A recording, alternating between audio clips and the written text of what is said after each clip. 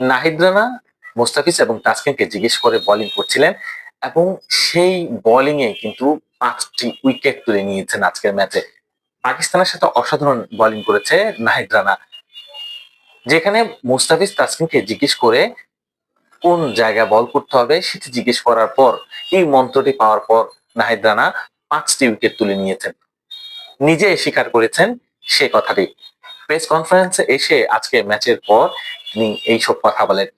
কথা শেষে তিনি একটা কথা বলছেন, তাসকিন ভাই এবং মুস্তাফিজ ভাইকে জিজ্ঞেস করেছিলেন যে কি বল করা যাবে, কোথায় বল করতে হবে। জাস্ট তাদের তাদের একটাই মন্ত্র ছিল যে যে পিচ যে বিহেভ করছে সে বিহেভটা হচ্ছে লাইন লেন্থে বল করলে ভালো বল হবে। এবং সে মন্ত্রে নাহিদ রানা পাকিস্তানকে একেবারে বিধ্বস্ত করে দিয়েছে। নাহিদ রানার প্রত্যেকটা বল যদি দেখেন 140 থেকে 142, 141 সবগুলো উইকেট কিন্তু খুব দ্রুত গতিতে বল করেছেন এবং ব্যাটসম্যানকে রুম দেওয়ার চেষ্টা করেনি। যেন প্রত্যেকটা বল কিন্তু গায়ে বাউন্স। এবং শাহাবজাদার উইকেটটা দেখেন, তাকে কিন্তু কাট করার একটা সুযোগ দিয়েছে কিন্তু সে পয়েন্টে ধরা খেয়েছে।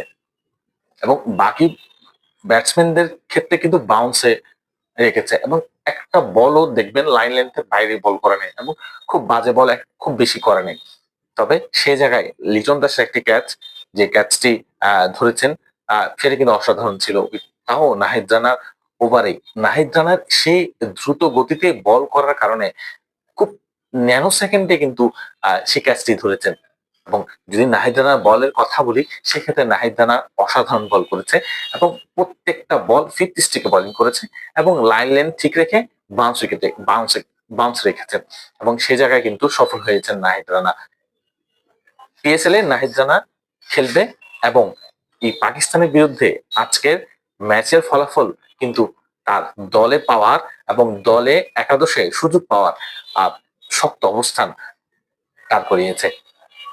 নাহিদ রানার এই উদযাপন আসলে খুবই ভালো লাগছে যে প্রথম 5 উইকেট পেল নাহিদ রানা এবং ভবিষ্যতে আরো ভালো ভালো ম্যাচ আমাদেরকে উপহার দিবেন এই নাহিদ রানা।